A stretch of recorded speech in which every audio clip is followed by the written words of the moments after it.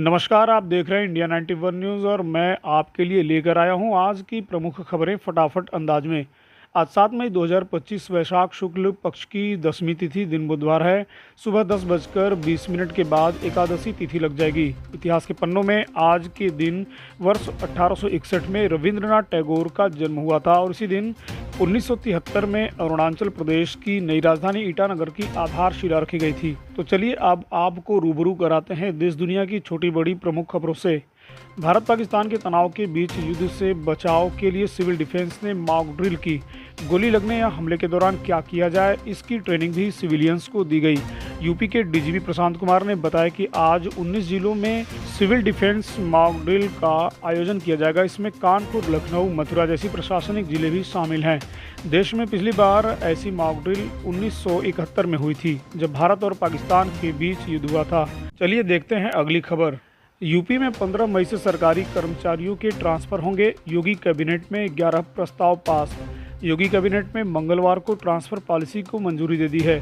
इस साल 15 मई से 15 जून तक तबादले होंगे। प्रदेश में राज्य सरकार के 8 लाख से ज़्यादा राज्य कर्मचारी हैं। ऐसे कर्मचारी जो जिले में 3 साल या मंडल में 7 साल का कार्यकाल पूरा कर चुके हैं, उन्हें ट्रांसफर की कैटेगरी में शामिल किया जाएगा। वहीं भारत पाकिस्तान तनाव के बीच भारत की समुद्री ताकत बढ़ने वाली है।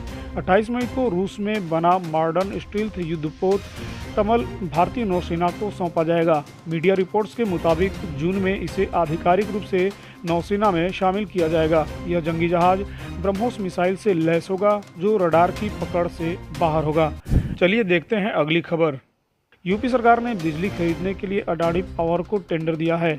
अडानी पावर DBFOO मोड पर पावर प्लांट बनाएगा। ₹5.38 प्रति यूनिट की दर से यह बिजली खरीदी जाएगी। उन्नाव के सांसद साक्षी महाराज ने कहा कि समाजवादी पार्टी के अध्यक्ष अखिलेश यादव के दिमाग में गोबर भरा है। मेरे पास इसका कोई इलाज नहीं है।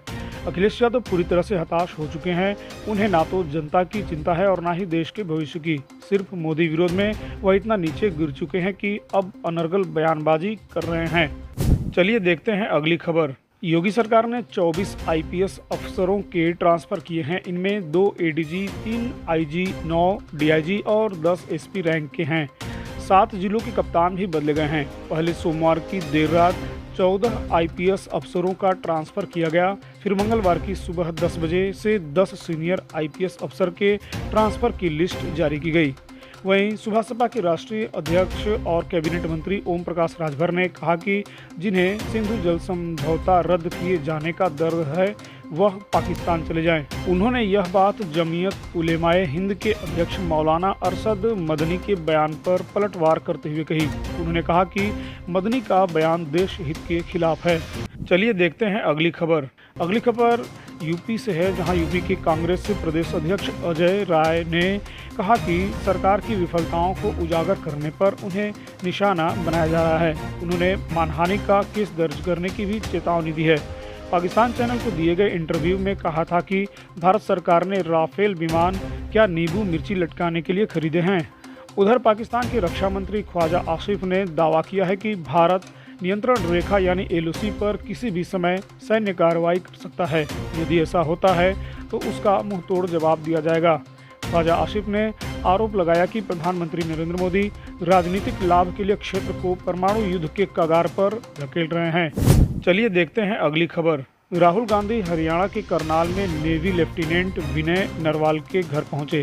यहां उन्होंने परिवार से 1 घंटा 30 मिनट तक मुलाकात की और पीड़ित परिवार को सांत्वना देते हुए नजर आए। उधर चिनाब नदी पर बने बगलिहार डैम का पानी पाकिस्तान के लिए रोक दिया गया है। कश्मीर में किशनगंगा बांध के जरिए झेलम नदी का पानी रोकने की प्लानिंग चल रही है।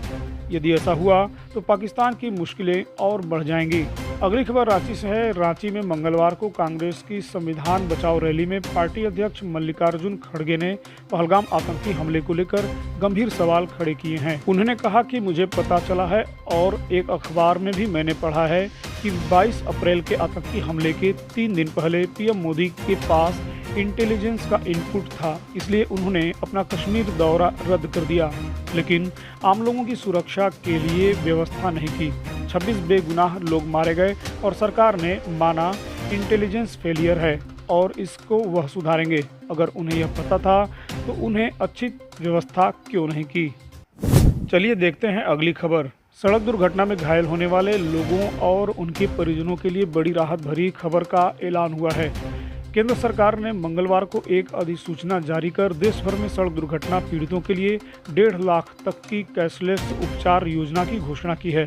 सड़क परिवहन मंत्रालय की एक गजट अधिसूचना के मुताबिक कोई सड़क हादसा मोटर वाहन की वजह से होता है तो उसमें घायल व्यक्ति का इलाज कैशलेस ट्रीटमेंट स्कीम के तहत किया जाएगा। वहीं सोने चांदी के दाम में 6 मई को बढ़त जारी रहा। India Boolean and jewellers association के अनुसार 10 ग्राम 24 कैरेट सोने का दाम 1606 रुपये बढ़कर 96,888 रुपये पर पहुंच गया है। इससे पहले 10 ग्राम सोने की कीमत 95,282 रुपये थी। वहीं 1 किलो चांदी की कीमत 1754 रुपये बढ़कर 95,854 रुपये प्रति किलो हो गई है। इससे पहले चांदी का भाव 94,100 रुपये प्रति किलो था। हफ्ते के दूसरे कारोबारी दिन यानी मंगलवार को शेयर बाजार में भारी गिरावट रहा। सेंसेक्स 156 अंक गिरकर 80,641 पर हुआ बंद। निफ्टी 82 अंक लुढ़का। बैंक ऑफ बड़ौदा का शेयर 11% गिरा। बैंकिंग और रियल्टी सेक्टर भी 5% तक टूटे। चलिए देखते हैं अगली खबर। अमरनाथ तीर्थयात्रियों के लिए अच्छी खबर सामने आई है। कश्मीर के अनंतनाग जिले में अमरनाथ की पवित्र गुफा से बाबा बर्फानी की पहली तस्वीर सामने आई है। इस बार बर्फ का शिवलिंग करीब 7 फीट ऊंचा है। इस शिवलिंग के दर्शन के लिए देश भर से लाखों लोग अमरनाथ आते हैं। यात्रा 3 जुलाई से शुरू होगी जो करीब 38 दिन चलेगी। 9 अगस्त को छड़ी मुबारक के साथ रक्षाबंधन के दिन यह पूरी होगी। यात्रा के लिए रजिस्ट्रेशन शुरू हो चुका है। जरूरी मेडिकल सर्टिफिकेट बनवाने की प्रक्रिया चल रही है। 13 से 70 साल की उम्र तक के भारतीय नागरिक अमरनाथ यात्रा कर सकते हैं। तो ये थी आज की बड़ी प्रमुख खबरें फटाफट अंदाज में। ऐसी ही ताज़ा अपडेट्स के लिए जुड़े रहिए इंडिया 91 न्यूज़ के साथ। आपसे फिर मिलते हैं अगली वीडियो के साथ। वीडियो को लाइक करें, शेयर करें और सब्सक्राइब करना ना भूलें और अपना तथा अपनों का बहुत ख्याल रखें। धन्यवाद।